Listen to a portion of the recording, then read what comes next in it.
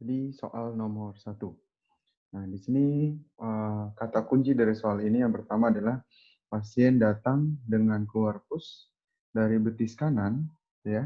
Kemudian dia mengalami riwayat operasi patah tulang betis sejak 1 bulan yang lalu. Nah, suhunya kurang lebih 37,5, masih dalam batas normal ya. Saat ini keluar pus dari bekas operasi, ya, muncul ulkus dengan tepi meninggi, ya, dan batas yang tidak tegas, ya. Pasien masih dapat berjalan dan berbaring terlentang. Diagnosisnya adalah ini adalah ulkus marjolin. Nah, kita eksklusi satu-satu. Mengapa bukan ulkus dekubitus? Kata kuncinya di sini. Pasien masih dapat berjalan. Nah, mengapa bukan ulkus DM? Ulkus DM pasien juga tidak punya riwayat DM. Ya, pasien tidak punya riwayat DM dan ini terjadi dalam 1 bulan. Nah, biasanya DM itu dia lebih kronis ya. Dia biasanya riwayat bertahun-tahun dan sebenarnya bukan disebabkan oleh operasi pada daerah operasi. Kemudian artritis septik ini juga bukan karena dia biasanya monoartritis ya pada satu sendi kemudian muncul kemerahan disertai hangat ya, dan biasanya dia bisa hematogen atau yang non hematogen.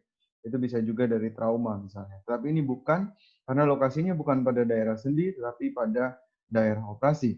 Nah, kemudian TBC tulang juga tidak karena ini terjadi di luka bagian atau daerah operasi dan TBC tulang itu jarang sekali menimbulkan ulkus.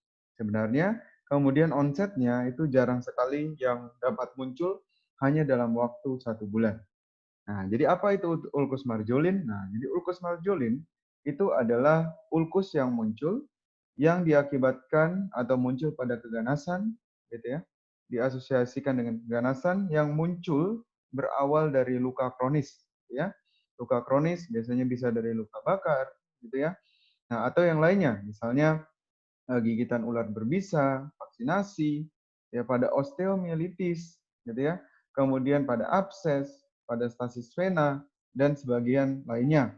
Nah, si ulkus marjolin ini juga bisa terjadi pada luka gitu ya, daerah operasi.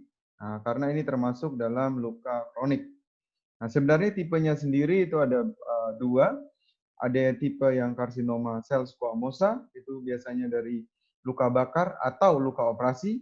Kemudian karsinoma sel basal atau tipe KSB, ini biasanya dermatitis akibat radiasi. Misalnya pada pasien-pasien yang mengalami kemoradiasi. Nah, apa patofisiologinya? Nah, kita lihat nih. Jadi patofisiologinya itu sebenarnya ada beberapa hipotesis. Yang pertama karena iritasi kronik. Nah, sehingga biasanya iritasi kronik itu akan terjadi penyesuaian.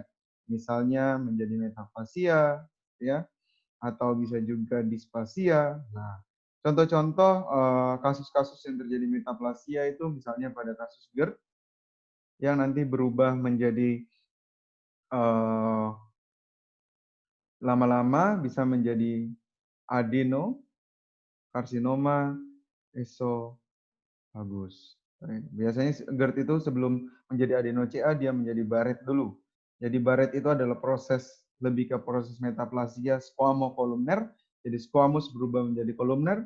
Nah, kemudian dari Barrett dia akan mengalami anaplastik ya atau metaplastik menjadi adeno-CA esofagus. Ini juga hal yang sama. Nah, jadi marjolin ulcer itu biasanya muncul dari trauma, gitu ya, ulcus venosus, gitu ya, pada kasus kronik venous insufficiency atau osteomyelitis, atau bahkan ya sangat jarang sekali yaitu pada vaksinasi. Nah, ya kemudian kita lihat ya. Jadi tanda dan gejalanya itu apa saja? Jadi biasanya dia muncul ulkus, ya, yang tidak sembuh, ya, dengan batas bisa indurated atau non indurated, gitu ya, muncul dari luka kronis, ya, atau bekas luka, gitu ya, yang dia misalnya kalian temukan ada bekas luka atau bekas operasi yang tiba-tiba berubah menjadi ulkus, gitu ya, dengan batas tidak tegas, tetapi bisa juga kadang dia tegas, ya, dengan tepinya meninggi, ya, dia menjadi tinggi. Nah, kemudian ada jaringan nekrotik, Oke, dan juga dia biasanya pusnya banyak, ya, pusnya banyak dan berbau busuk, ya. Ulcerative pulse smelling, gitu ya. Apalagi dia tumbuhnya cepat, maka ini adalah ulkus marjolin. Nah, jadi apa terapi dari ulkus marjolin? Nah, ulkus marjolin bisa kita lakukan yang namanya Mohs surgery. Nah, itu biasanya di face, scalp, hand. Nah, itu biasanya kita lakukan eksisi plus flap repair ya.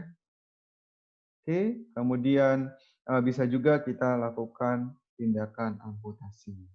Oke, demikian pembahasannya. Terima kasih.